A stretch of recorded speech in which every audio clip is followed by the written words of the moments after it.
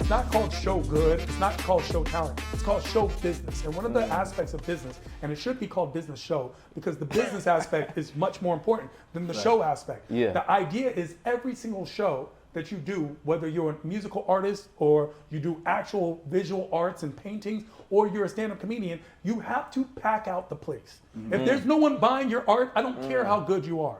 You're not Picasso. I don't care if Picasso sucks and you're great. They bought his paintings and not yours. That's it. Facts. Okay. For some reason. So at some point there's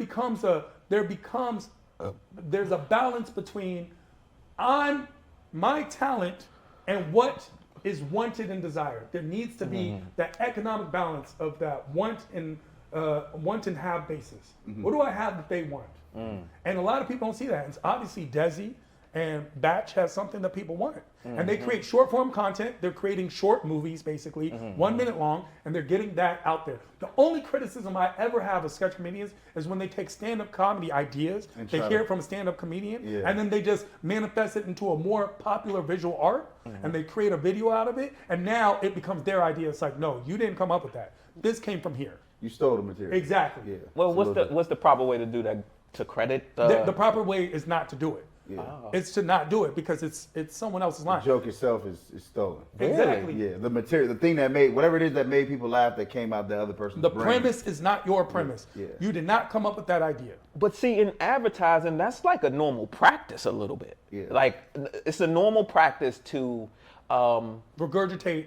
a concept, especially right now on social media. The top trend is taking a clip of something that was viral for the first 3 seconds and you, what is it called? You remix it. Yeah. It's an actual button. It's a remix button to do it. Or they say a stitch on TikTok, right? So that's why sometimes with like online media and then stand-up, because of how you preserve stand-up to be able to continue to tour, how do you find that balance between the two, or what is considered okay? Let's examine this real quick. Marketing is not a form. They're not saying we are creators. They're saying we're propaganda artists. Like we're creating, we're manipulating. There's your no soul to that. consumption. It's straight. No, it's not. That's not true. That's not true. That's not true. Okay, having worked in big agencies though, let me just tell you, like, there's no moral code. Sometimes. Like, it's sales. It's just like anything else in America. It's purely capitalistically motivated. I so watch like, Mad Men. It might have elements of we want to move the culture, we want to do the right thing, whatever. But at the end of the day, you're selling Hondas or Levi's jeans or whatever it is. Yeah. And if that funny joke was somebody else's joke,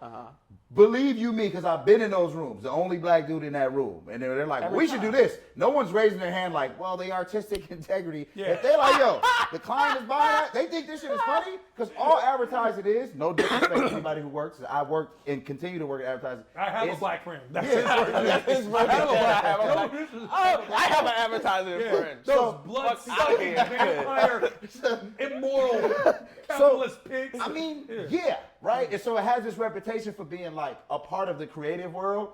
Don't get me wrong. It is 100% an extension of capitalistic corporate greed with a little bit of paint and like some nice writing on it. Like that's all it is at the end of the day. So like they don't care. Like no one's gonna stop and be like, damn, Tehran is the one that really wrote that. Like now what they might do if they have some sense of morality is like reach out. Okay, well like if it's super specific, add you on as a like producer. let's say, True. but let's say the guy that was like roller skating, he was listening to Fleetwood Mac and he was on the skateboard and he had the cranberry juice. That dude, right? It's like okay, if it's that specific, the brand kind of has to involve him. Like you can't recreate the concept without him because the consumer is gonna be like, bro, you're biting. Like you stole that from this guy. Like he's clearly known for this one thing.